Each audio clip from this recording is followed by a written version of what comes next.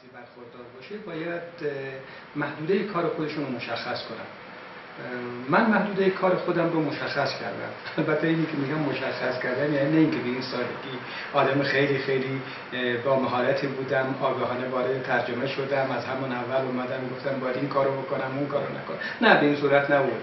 واقعا زمان گذشت، افت و خیزهای زیادی داشتم و خیلی خلاصه به شما بگم 20 سال گذشت تا من به این نتیجه رسیدم که باید از پراکنده کاری خودداری بکنم.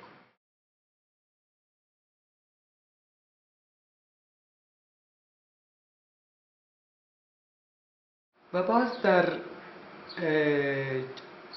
جریان کار و در گذر زمان و با تجربه اندوزی بیشتر بود که به این نتیجه رسیدم که به نوع خاصی از ادبیات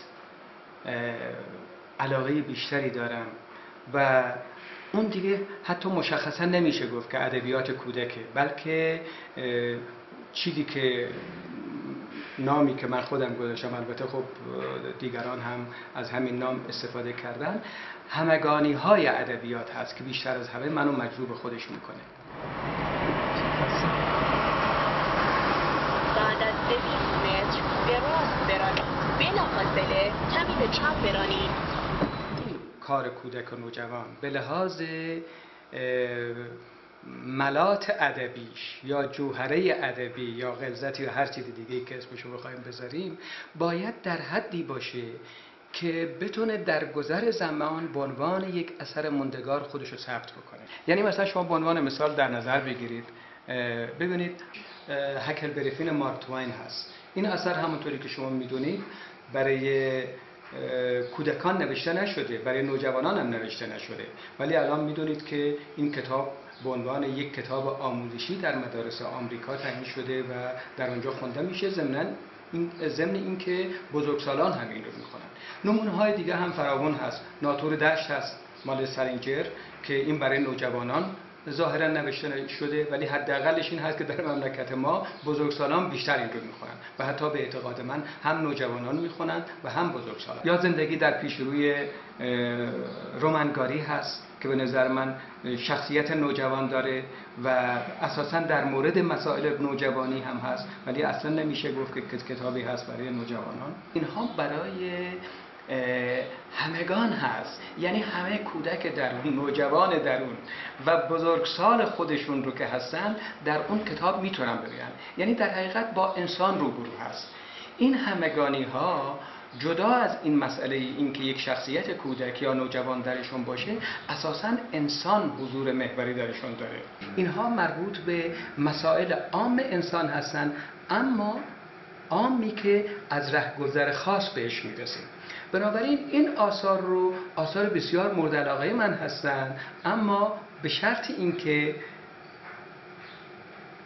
طنز درشون باشه و ضمناً یا شعر باشن یا نوعی شاعرانگی در اونها وجود داشته باشه. و وقتی این ویژگی ها رو شما در نظر بگیرید خیلی راحت میتونید به پاسخ سوالتون برسید که اساساً چرا من کتاب خاطرات 100% واقعی یک سرخپوست پاره وقت رو به عنوان یکی از آخرین کارهام انتخاب کردم و ترجمه کردم.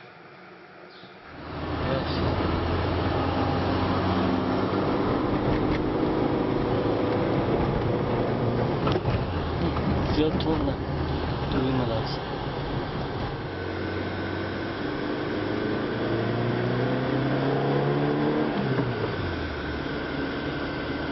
بعد از 400 متر به چپ برانید، سپس وارد میدان شوید. دیدم که در حقیقت مجموعه ای از این ویژگی ها رو داره و به لحاظ ارزشی احساس کردم که اگر اغراق نباشه شاید با یک هکلبری فین معاصر روبرو شم. یعنی خاطرات برای من یک همچون جنبه ای داشت، اضافاً به این که با توجه به محیطی که من در سیستان بزرگ شدم و زندگی خاصی که خود من داشتم، حقیقتش رو بخواید به عنوان پشت صحنه یه مطلبی بگم به شما، احساس کردم که خود من اینجا حضور خیلی پررنگی دارم. یعنی به عبارتی به قول منتقدین یک نوع همزادپنداری با این کار پیدا کردم. یعنی اون محدودیت هایی که این بچه در اون قبیله در اون کمپ باش مواجهه، شما در کودکی در سیستان تجربه کردید؟ فکر کردم که در حقیقت اون قرارگاه اسپوکن در حقیقت میتونه سیستان باشه و اون شخص هم جونیور میتونم خود من باشم. احساس کردم خاطرات اصلا یک قطعه شعره و واقعا اگر شما نگاه کنید میبینید که شرمن الکسی شاعر اینجا از شاعرانگی خودش خیلی خیلی مایه گذاشته. یعنی بسیاری از منظور من از شعر هم البته فقط خصوصیات احساسیش یا تخیلش نیست، بلکه ویژگی های دیگه شعر هم هست. مثلا شما اگر توجه کرده باشید که مطمئنم توجه کردید، یکی از ویژگی هاش ایجاز خاطرات هست. خاطرات خیلی معجزه. مثلا در یک به عنوان مثال از دهان نمونه میتونم خدمتتون بگم. در یک صحنه ای هست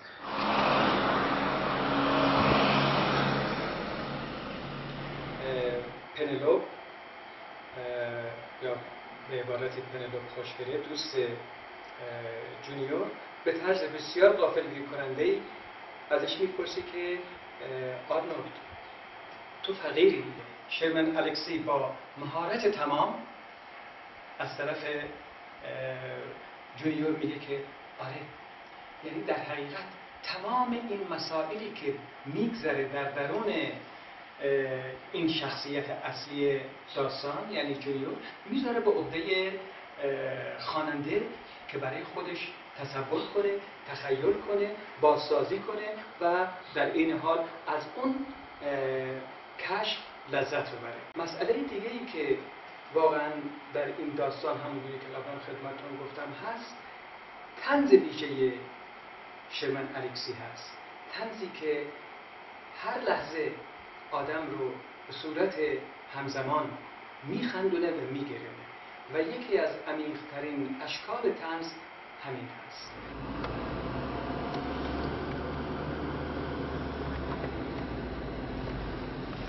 چیه اینجا مجتمع مسئولیه؟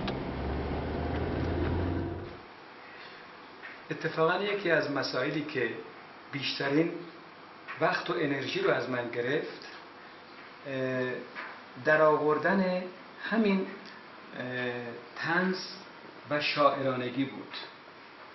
یعنی واقعا این کار به عنوان یک کار نوجوان و یک کار حتی همگانی به لحاظ واژگان یا به لحاظ جمله یا به عبارتی سطح زبانیش چیز خاصی نداشت برای ترجمه که بخواد مثلا احتیاجی به دست و پنجه نرم کردن داشته باشه.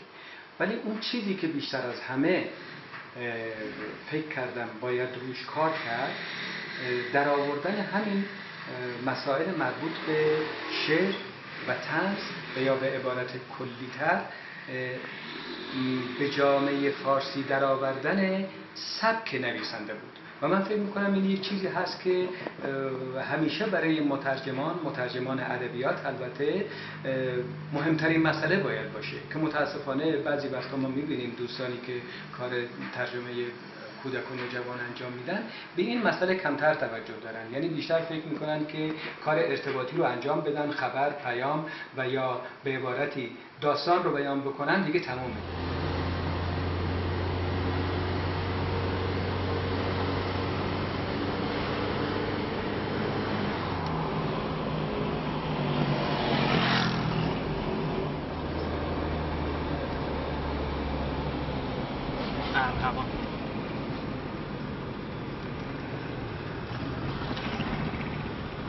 حدود چند بود؟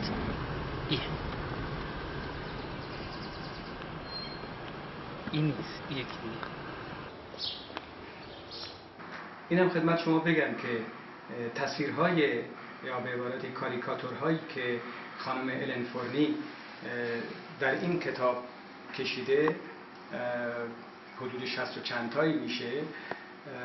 خوشبختانه تمام اینها در این کتاب اومده، یعنی تعداد خیلی خیلی معدودی مشمول لطف برادران ممیزمون شده و من فکر میکنم که شاید یکی از علتهاش این باشه که ما که به دیالوگ و گفتگو در تمام سطوح و با همه افراد اعتقاد داریم، من حتی باب گفتگو رو با ممیزها هم در این کتاب باز کردم. یعنی شاید برای اولین بار باشه که مترجمی با ممیزان خودش رو مورد خطاب قرار میده و از اونها میخواد که قبل از اینکه دست به حذف یا قلقم ببرن کتاب رو کامل بخونن. خوشبختانه هم مثل این که واقعا مورد اجابت قرار گرفته این درخواست ما، کتاب رو کامل خوندن و کمترین موردها رو چه در متن و چه در تصویر مشمول